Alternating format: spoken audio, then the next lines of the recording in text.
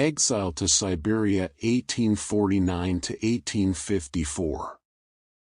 A fictional illustration of the execution of members of the Dostoevsky group. The Dostoevsky League was an intellectual literary discussion group that discussed contemporary issues at the time in an almost clandestine manner. The group includes engineers, doctors, writers, and teachers. Release from prison and his first marriage 1854–1866. After his release on February 14, 1854, Fyodor wrote to his brother Michael asking him for financial assistance, and to send him books and writings by Vico, Guizot, Ranke, Hegel, and Kant. He described his life while serving hard labor in his novel House of the Dead, which was published in 1861 in the Vremya magazine and is considered the first novel to deal with Russian prisons and prisoners as its subject. Fyodor's sentence did not end there, as he was forced to serve in the military and work in the Siberian Army Corps of the 7th Line Battalion, and before his departure to Semipalatinsk, where he would serve, he met with the geographer Pyotr Semyonov and the ethnographer Shokin and Alakanoli. In November 1854, he met Baron Alexander Yegorovich Wrangel, one of those who attended the false execution. They both rented a house in Cossack Park outside Semipalatinsk. Wrangel described Fyodor at that time. He looked scowling and aggressive, his pale face covered with freckles. He was of medium height, and he looked at me with a sharp, penetrating look with those blue-gray eyes of his. It was as if he was trying to look into my soul and discover what kind of man I was. During his service in Semipalatinsk, Fyodor gave private lessons to many children and came into contact with a number of upper-class families, including the family of Lieutenant Colonel Balaikov, whom he would invite to read passages from newspapers and magazines. During his visit to the Balaikov family, Dostoevsky met and fell in love with the family of Alexander Ivanovich Isaev and Maria Dmitrievna Isaeva. Alexander Isaev was appointed to a new post in Kuznetsk and died there in August 1855. Maria and her only son moved with Fyodor to Barnaul.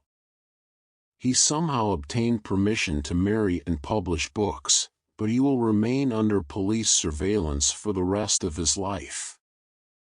She married Maria Dostoevsky in Semipalatinsk on February 7, 1857, although she initially rejected his marriage proposal, stating that he meant nothing to her and that his poor financial situation prevented it.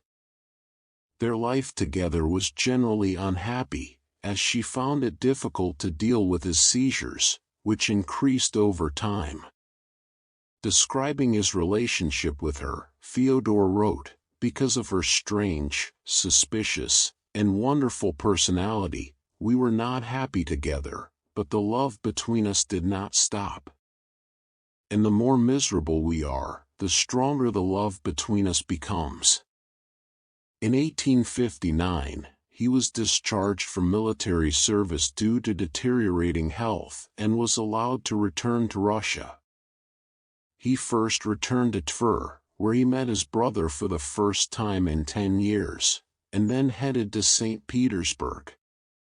Fyodor Dostoevsky in Paris in 1863. During his detention, Fyodor wrote only one complete story, Little Hero, which was published in a magazine. Uncle's Dream in Stepanchikovo village was not published until 1860. The House of the Dead was also published that year in the magazine Russky Mir. It was followed by the novel Humiliated and Humiliated, which was published in the new magazine Vremya, the magazine that was edited by Fyodor himself and financed and partnered with his brother Mikhail.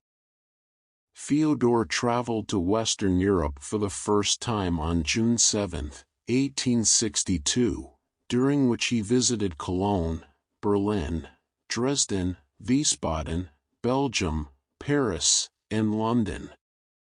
He met Alexander Herzen in London and visited the Crystal Palace. He traveled with Nikolai Strakov in Switzerland, passing through many cities in northern Italy, including Turin, Livorno, and Florence. He recorded his impressions of that trip and memories of a winter about feelings of a summer, in which he criticized capitalism, modernization, materialism, Catholicism, and Protestantism, and presented in it the introductions to the most important principles of his philosophy, which he immortalized in his later novels. Starting in October 1863, Fyodor began another trip to Western Europe. He met his second lover, Paulina Soslova, in Paris, and lost almost all of his money gambling in Wiesbaden and Baden-Baden. In 1864, his wife Maria and brother Mikhail died, and Dostoevsky became the sole legal parent of his stepson, and the sole supporter of his brother's family. After the failure of the Epic magazine, which he founded with his brother after the Vremya magazine was banned, Fyodor's financial situation worsened, and he was receiving simple assistance from his relatives and friends to prevent complete bankruptcy. His second marriage and honeymoon 1866 to 1871. The first two parts of Crime and Punishment were published in January and February respectively in 1866 in the periodical The Russian Messenger. This added at least 500 new subscribers to the periodical. Fyodor returned to St. Petersburg in mid-September, met editor-in-chief Fyodor Stolovsky, and promised him that he would complete The Gambler, a novella he had written about the problems of gambling addiction. A friend suggested he hire a secretary, so Fyodor contacted Pavel Alekin, a stenographer, who recommended his 20-year-old student, Anna Grigory-Snitkina, and she helped him finish Gambler in 26 days of work. Anna is considered one of the most important historians of Fyodor's life,